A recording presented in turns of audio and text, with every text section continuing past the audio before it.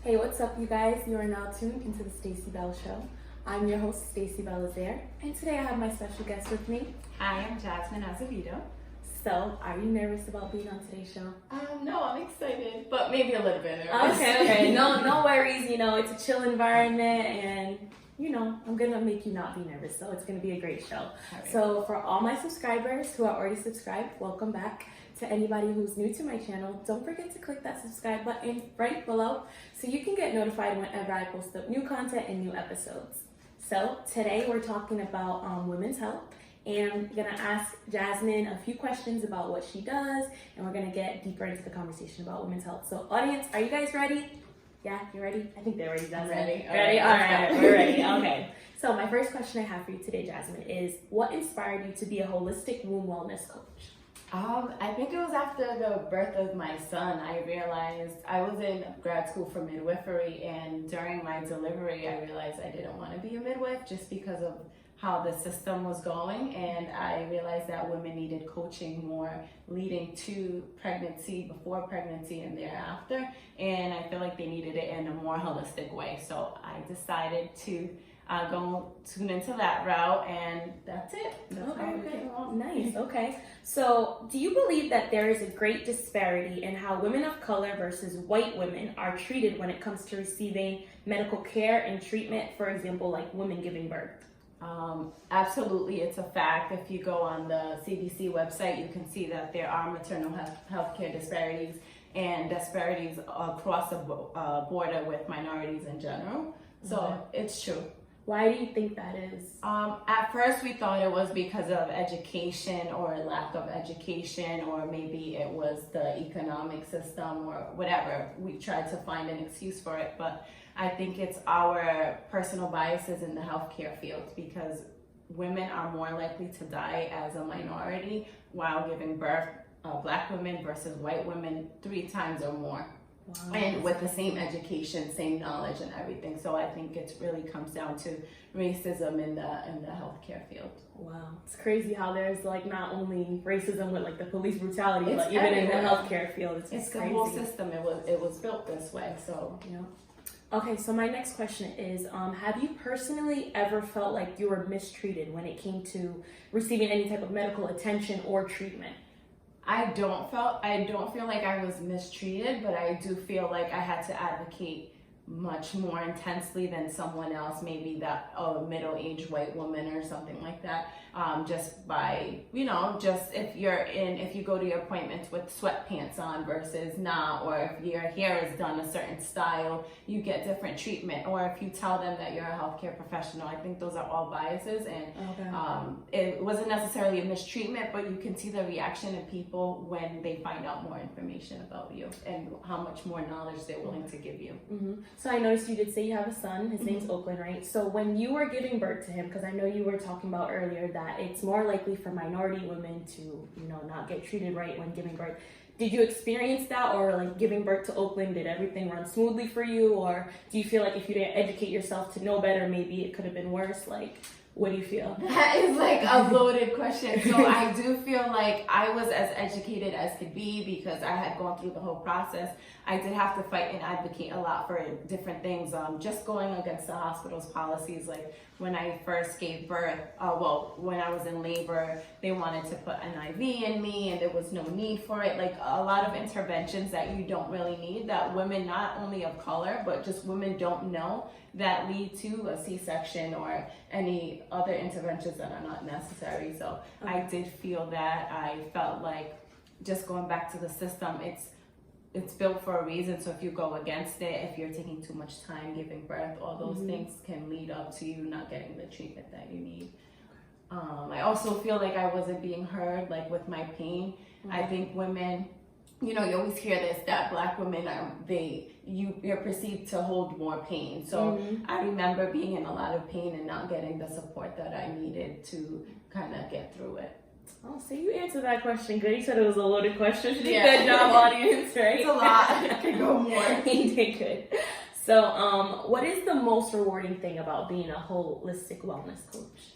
I think just seeing the woman as a whole, as an individual, and working with her from prenatal to postpartum, if that's her plan, just seeing what her lifestyle is, what leads to these issues that she may be having, because a lot of the things are things that we should be doing that either we don't know or we don't want to make the change necessary to overcome the obstacles that can lead us into a lot of trouble. Okay. So what is most challenging about being a wellness coach? I think you have to meet people where they are, and sometimes people aren't ready. They may reach out to you because they have an issue, but they're not ready to address the root cause of it. Maybe they don't want to invest their time or their money into something that is a lifelong journey. So getting through that and kind of understanding that it's not only up to you, it's a equal energy exchange. So I have to sometimes be selective of my clients because not everyone's on the same level, so they're not going to all get the same experience if they're not putting in the work as well. So with holistic stuff, it's a root cause and you have to keep doing it. So just because you're not on medication doesn't mean that you can't overlook everything else that helps you cope. Okay, so you were getting into that. Can you give me the definition of what a holistic wellness coach is so the audience can know, if anybody who's not aware? So we really address the root cause of the problem. So say you're having, you have eczema and you go to the doctor's office and they give you a lotion for it. That's kind of putting a Band-Aid. That's what our system is based on because everyone wants a quick fix. As a holistic provider, we go through like the root cause. Why is she having eczema? Does she drink a lot of dairy? What's in her lotions? All those things. So you have to address that. So from a holistic point with womb wellness, your womb is like your sixth vital sign. So if you start paying attention to what your womb is doing, what your menstrual cycles are doing, you could see that your lifestyle is actually what is causing you to have issues most of the time. All right, and do they not address these when people go see their regular gynecologists? You do, but you have to think. You have 15 minutes with a provider. Like, how much can you get done in 15 minutes? If you don't know your body, how are they supposed to know your body? And what they're gonna do is put you on some quick fix, like a birth control or medication. So it is your responsibility to, really dig deeper and figure out, oh, okay, I missed my period 6 times this year. And I wrote it down, and now I can work with my provider so that she can help me. But if you don't have that information, how is she or he really supposed to help you? And it's crazy. You wait in like the waiting room for like 45 minutes just to be seen with your doctor for 15 minutes. Yeah. You spend more time waiting than actually getting provided. So what's cool about being a holistic therapist or a holistic coach is you get to spend more time with the women. So typically I will spend like 1 hour a week with my client, really get to know them from a physical, mental, and spiritual point, and then work from there. So do you have to meet with them once a week, or is it once a month you check in? Like, how is it with your clients? It depends on the plan. So right now we have like pregnancy coaching programs called the Nirvana Mama, and that's like for a group of women of 6 or less, so they can all interact, get to know each other, but also know themselves. And then we have individualized womb wellness, where you can actually work with me for 1 hour for 12 weeks. So that's 3 months, and we get a bigger picture of what's going on with you. Okay, nice. So my next question I have for you is, being a woman of color who's a nurse, have you ever experienced racism in your profession as a nurse? Because I know you're also a nurse too, as well as a holistic wellness coach. Absolutely. Like, even if you go into a room and they're like, oh, where's my nurse? Or you change the bedpan so they think they're CNA when you've been giving them like IV and all this stuff the whole time. So I've experienced that, and I kind of questioned, was that because I was young? I became a nurse when I was 23. So I'm like, okay, maybe it's that. But you could, there would be a CNA that, let's say she was white and I'm the nurse, they assume that she's the nurse because of her skin color. That's people's personal bias, and because there's not a lot of representation of us in leadership roles. So I could see why people that are not paying attention would say ignorant things like that. True. What kind of nurse are you, by the way? So I'm a lot. So I am a wellness nurse now, I like to say. But I was a med-surg nurse, a travel nurse. Oh, okay. Yeah, so you were traveling, like, did you go out military bases or? No, I was in California for a little while. I just came back in January, all New England. I kind of just go in, do acute med-surg. Okay. So, and then I did a little bit of psych, and like I told you guys, we were doing maternity too. Nice. Okay. So what do you love most about being a nurse? I guess that's a loaded question too. I think I must have like a superhero complex because I like helping people and fixing people. And at the hospital, it is frustrating because you can't really fix them. Yeah. So then that's when you have to go and like get deeper. Mm-hmm. I do love the feeling of making people feel safe, saving people's lives. Yes. Nice.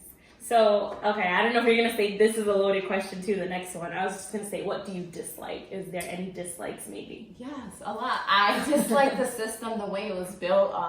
We don't have enough care for our patients, like, or resources, or, you know, put enough responsibility on people to make them understand that healing and wellness is lifelong, and you should be paying attention to what you're doing prior to coming to the hospital, because once you get there, there's only so much that we can do. Yeah, okay. So what made you want to get into the medical field actually? I've just, like, ever since I was 12, I would read my mom's, like, human sexuality books or her biology books. I love science, and I like to put things together. Is your mom a nurse too? No, she was into psychology, so okay. all that integrates into nursing. Nice. I used to want to be a nurse when I was younger. And I'm like, girl, you're like, no. I took a biology class at URI. I saw my attention span couldn't last more than 5 or 10 minutes. I was like, maybe I need to reconsider. So yeah. I majored in comms. The Stacie Bell Show came alive, okay? But all right, so my last question I have for you is, where do you see yourself 5 years from now, Jasmine? Don't think it's a loaded question. No, I will. Okay, I know. okay, I keep saying that. I see myself like on the beach somewhere, just my wellness center running smoothly and just working with a few women and getting to the root of the cause with them, but just spending time with my family and just doing different creative things to help the community and just giving people that space that they need to kind of level up in all aspects of their life. Nah, I noticed you said that you want your wellness to be on the beach. Do you plan on relocating to California? Do you want it to be here in Rhode Island 5 years from now? I would say I would franchise. Rhode Island is my home. My family's here, of course. That's why most people are here. I would plan on living by coastal, so having my wellness center here and just having it run itself, and I could still see clients. You know, everything's going virtually. We don't know what we're doing yet. But I would definitely see myself in the West Coast at least half of the year. Okay, cool. So that's all the questions I had for you today. So how was it? Thank you. It was fast. It went by so fast. Thanks for having me. No problem. Is there any shout outs you want to give? Any social media pages for people to follow you, to know more about your wellness? Yeah, and you could follow 4 to 5 Wellness. It's FOUR, the number 2, and then 5 and dash. And that's going to be my wellness center opening up in East Providence in October. You guys are more than welcome to come. I provide inclusivity in healthcare, healing, and wellness.